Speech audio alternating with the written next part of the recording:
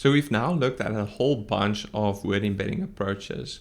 We've looked at things like skipgram and cbow and glove, and I even mentioned some of the old school word embedding approaches.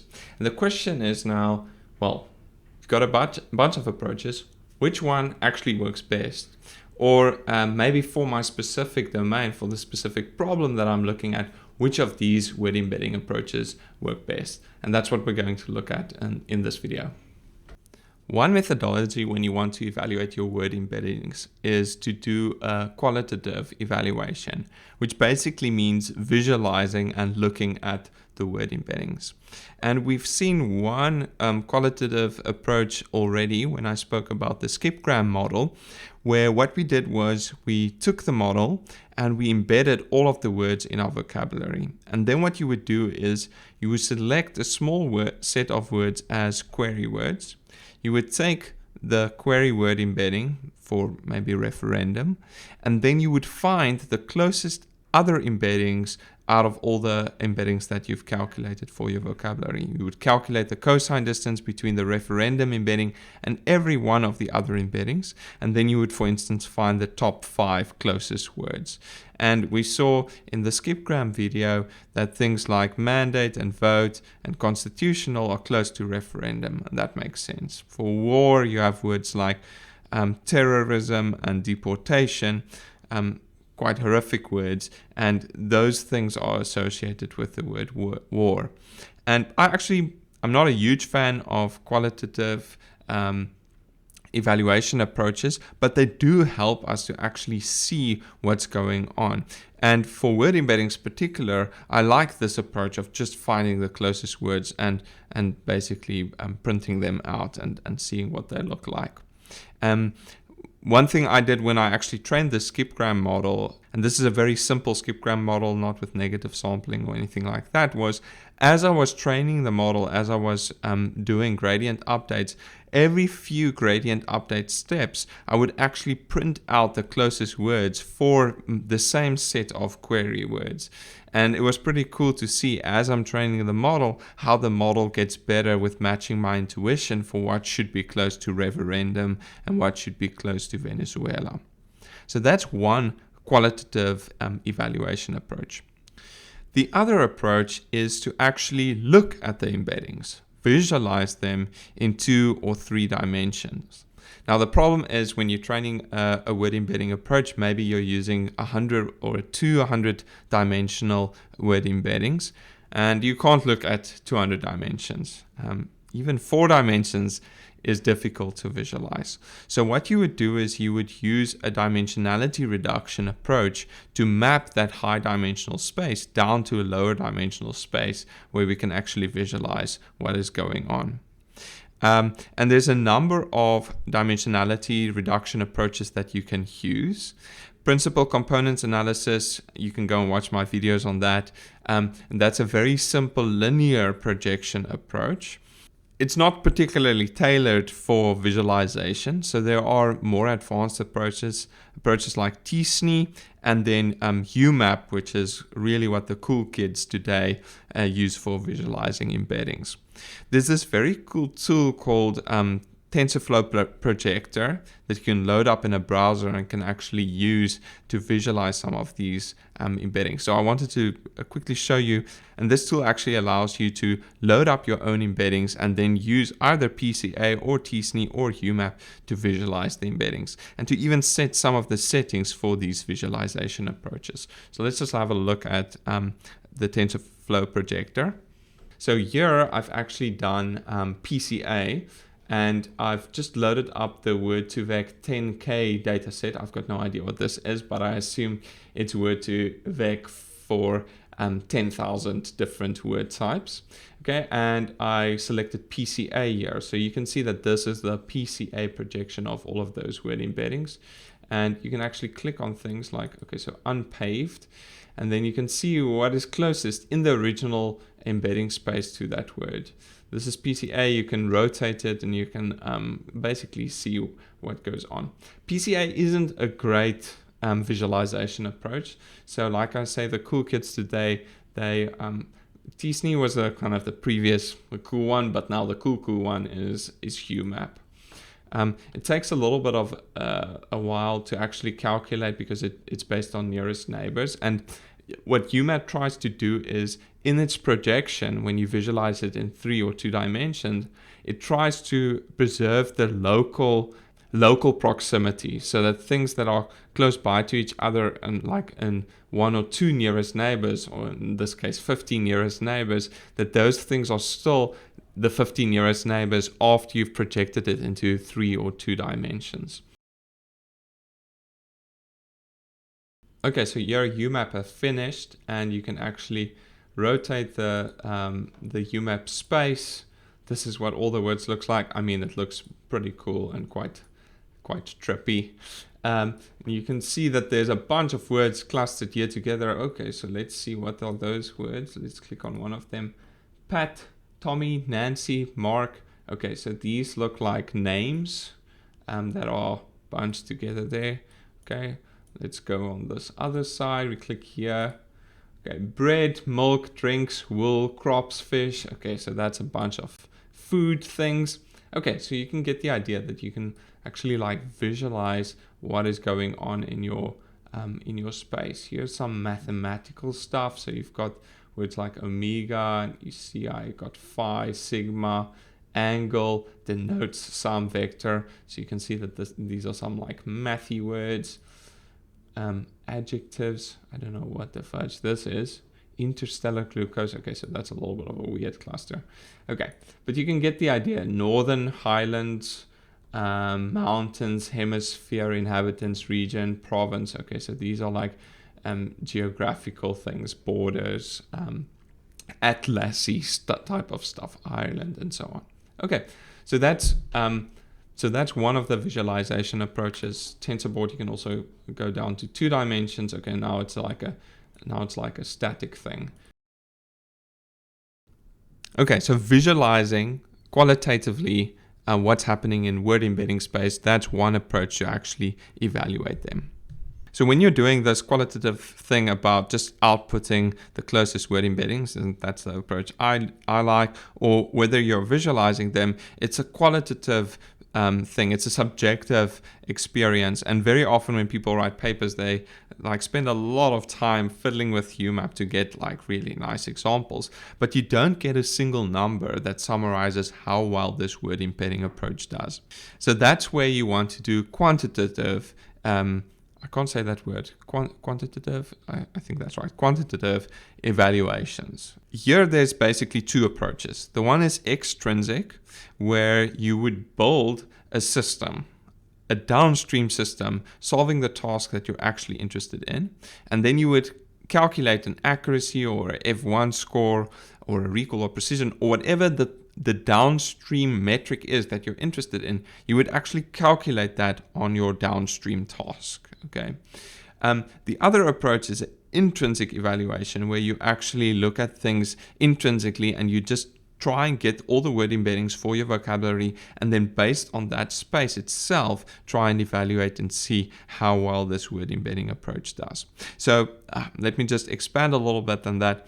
In extrinsic evaluation, you would actually build the system for the task that you're interested in. So if you're doing text classification, you would build the text classification system and you would feed in your word embeddings into a text classification model, a support vector machine, or maybe a simple neural network. Or if you're doing named entity recognition, then you would feed that into that model. And then you would actually evaluate the approach that you're interested in using the metric that you actually want to measure. Okay, so whether that's accuracy or F1 score or whatnot. Now, the problem with this approach, there's a number of problems actually, but the one crucial thing is that it's slow, right? If I have, 5 different word embedding approaches that I want to try out, then I need to build 5 downstream systems and evaluate all of them. There's also the problem that sometimes you have interactions between different subsystems. So if it's a very complicated downstream system with many small subsystems that might be interacting, then the problem is that you might see an improvement from your word embedding approach, but that improvement might be because of some tight coupling between some of the subsystems. And it's sometimes difficult to tear out whether the improvement that you're seeing in your downstream task, does that actually come from the word embeddings that you're feeding in, or is it because of some other reason, some other interaction between subcomponents in my larger system? But on the other hand, the big advantage of extrinsic evaluation, and the reason that I will put a smiley face here, is this last point here, which is that you're really evaluating your word embeddings in the setting where you're actually going to use them. And so in some way, extrinsic evaluations are like really good, because you're going to use these word embeddings ultimately in some downstream task, and you're evaluating in that setting. Okay. The alternative to get quantitative evaluations is to use intrinsic evaluations. And there's two types of, well, there's actually many different types of intrinsic evaluations. But the two that I'm quickly going to highlight here is the word analogy task, which I think is a little bit weird, and then correlation with human word similarity judgments. So the word analogy task, I've said it's a little bit weird. I hope I didn't offend anyone, because it's actually used by many people to evaluate word embeddings. Okay, but it's a strange task. Okay, and I will explain in a second why I say that. But the goal in a word analogy task is basically that you're going to define these word analogies, and you're going to say, I've got a word A which has a relationship with word B. And this relationship is the same as the relationship between words C and D, okay? And then the task is, if I give you A, B, and C, find the word D. So let me give you an example. We've got the word man and woman, okay? That's my A here and my B here. And then I've got a third word, king, C. And then I ask, what's the word D? What is D? If king and D has the same relationship as man and woman, what should D be? Okay, now in this case, the answer is queen. Okay, so man is to woman what king is to queen. Okay, now the question is, can my word embedding method actually answer this question? Does it end up saying yes, queen is the answer for D? So to solve this task, we're going to use our word embeddings. In particular, what we're going to do is we're going to calculate the vector. That's the vector between A and B. In other words, the vector between man and woman. And then we're going to add that vector to C, okay, to king.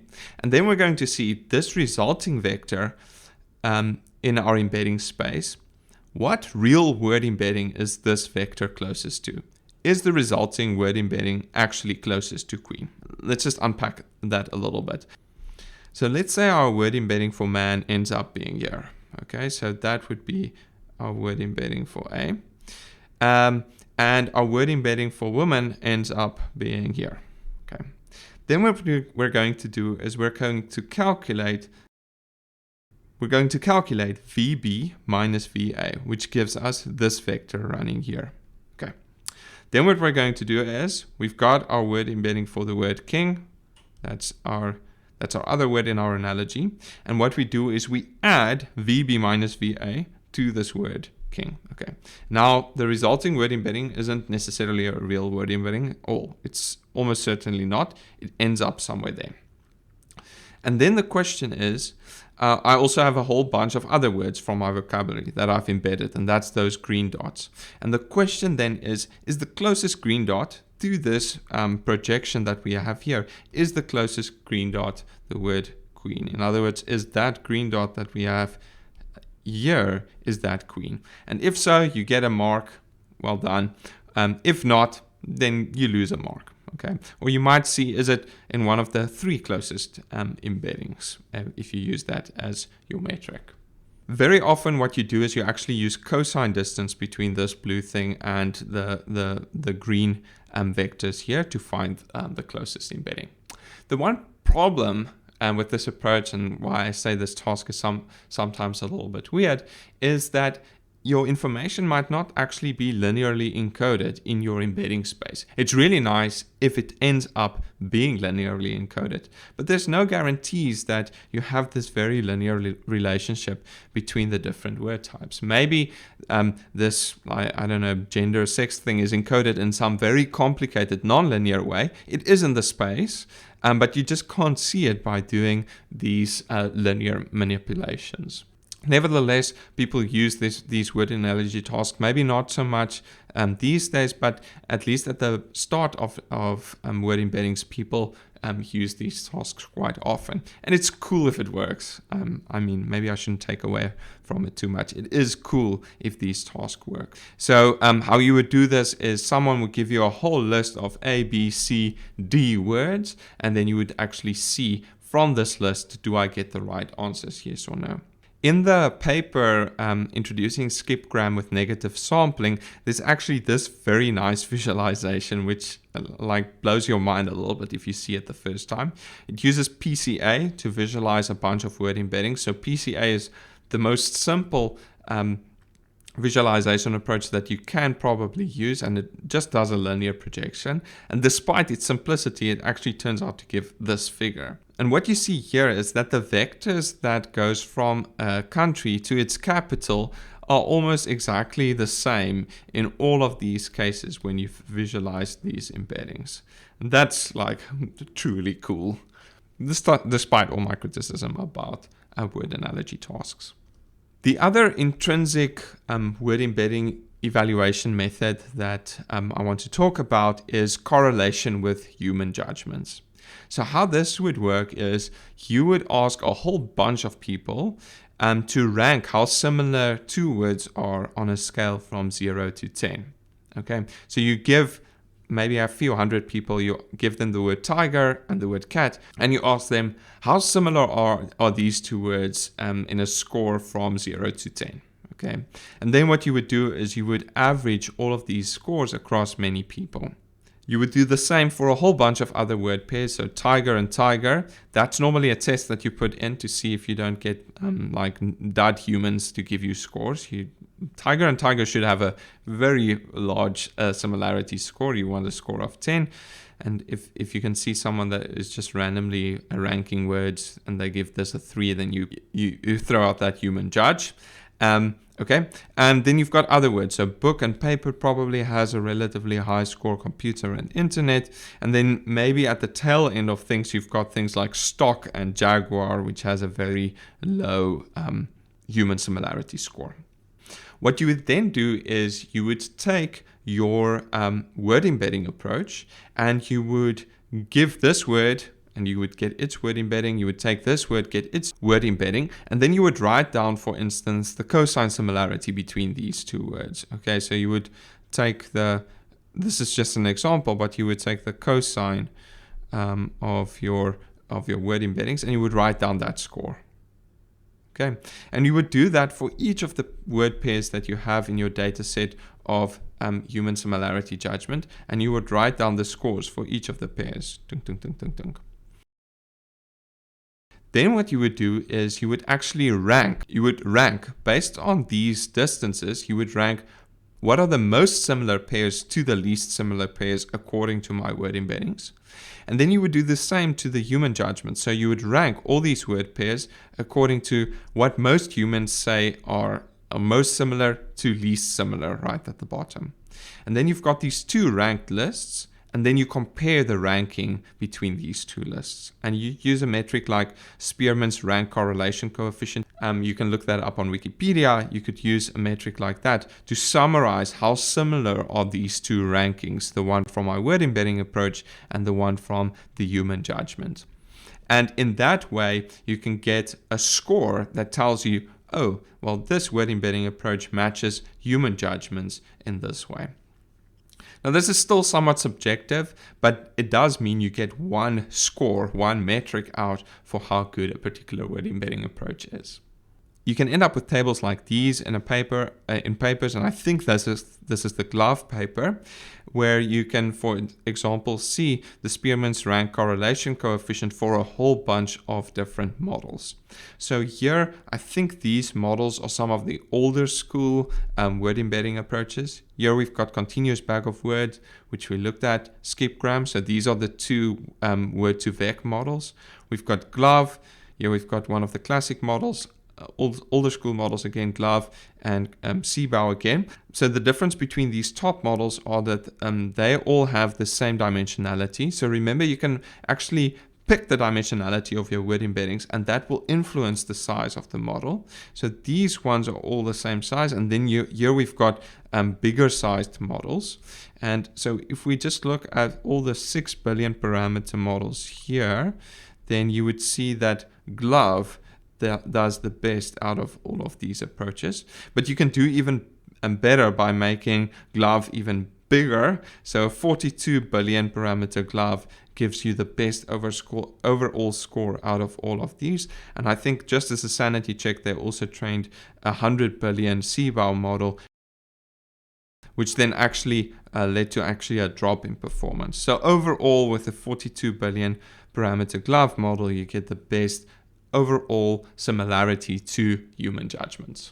Now, even with this task, there would be some criticism against it, but in the end, like, similarity between words is a subjective thing, and I think this correlation with human judgments in general is getting close to the real way, if you want to do an intrinsic evaluation of word embeddings, how you should do it.